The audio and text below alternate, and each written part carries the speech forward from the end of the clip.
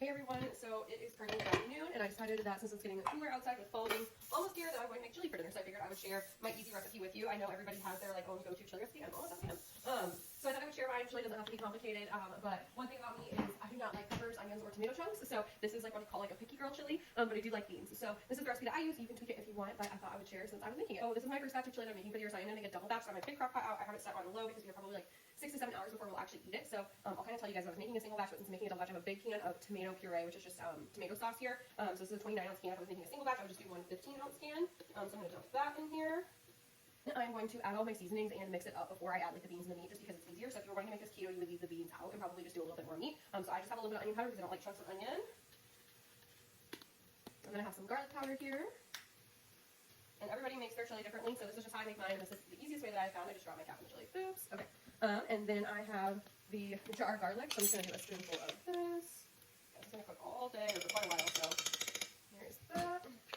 And then my favorite chili seasoning that I have found is just the McCormick original chili. So I don't get the spicy one or anything. I just get this. It comes in a packet, so it's a third of a cup for a normal serving. So this is going to need 2. I'm going to do 2/3 of a cup. This is a 1/3 cup measuring cup, so I'm just going to do 2 of these. And I usually buy, and you can get a big thing of this at Costco, but I needed some, so I just grabbed this either Walmart or Schnucks, which is one of our grocery stores.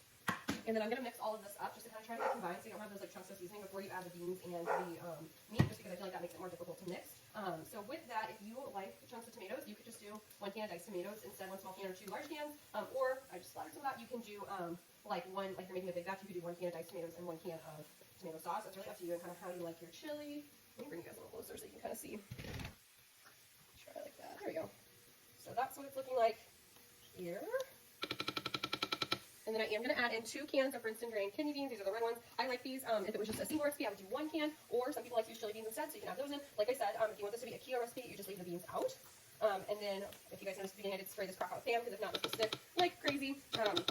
So I'm going to let this start going on low, and I have 2 pounds of ground beef cooking behind me. So when that is done, we will add that in too. Alrighty, my ground beef is done, so I'm just going to add all of that in, and then give this a good stir. I'm going to let this cook like this.